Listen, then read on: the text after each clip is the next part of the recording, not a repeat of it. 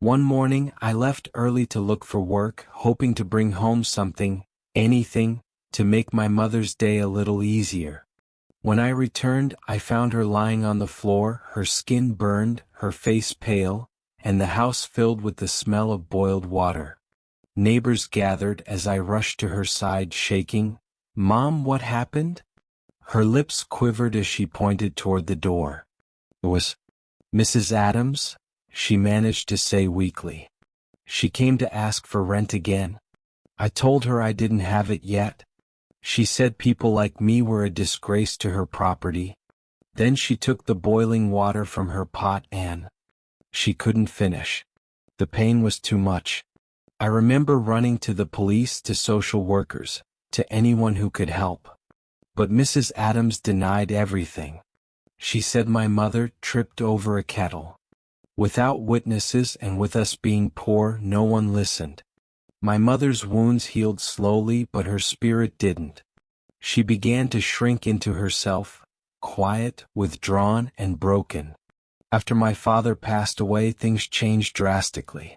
The bills piled up, and my mother, who had fallen sick shortly after the funeral, couldn't work anymore.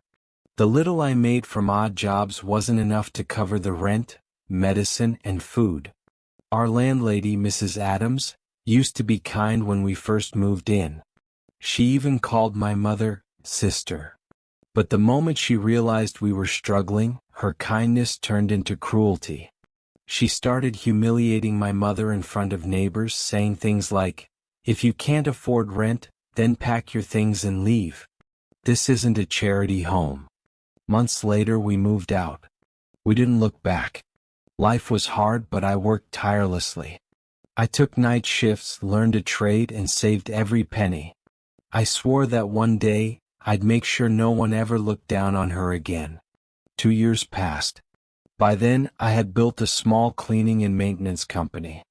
It wasn't much at first, but it grew quickly through hard work and discipline. I employed people from low-income backgrounds, single mothers, widows, and people society ignored, just like us once.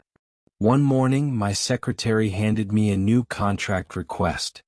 It was for janitorial services at an old apartment block across town.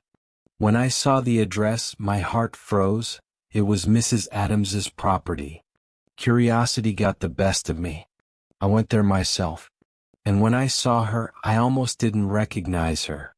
She was sitting outside, her legs in casts, struggling to move. She looked older, weaker, and bitter. One of the neighbors whispered to me that she had fallen from the staircase a few months back, breaking both her legs. Her tenants now avoided her because she was too mean.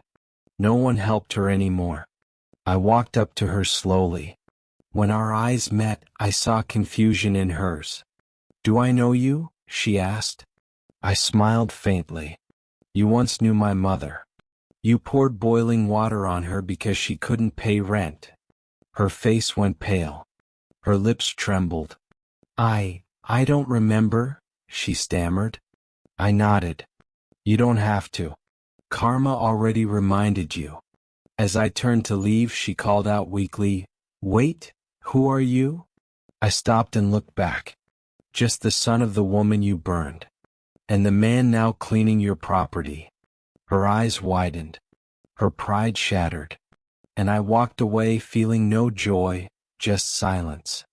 That night, I visited my mother's grave and placed flowers down.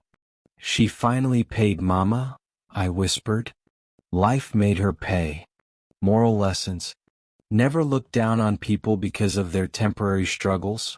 Life has a way of humbling the proud. Kindness costs nothing, but cruelty always returns multiplied. What you do to the weak will one day be done to you. Karma doesn't rush.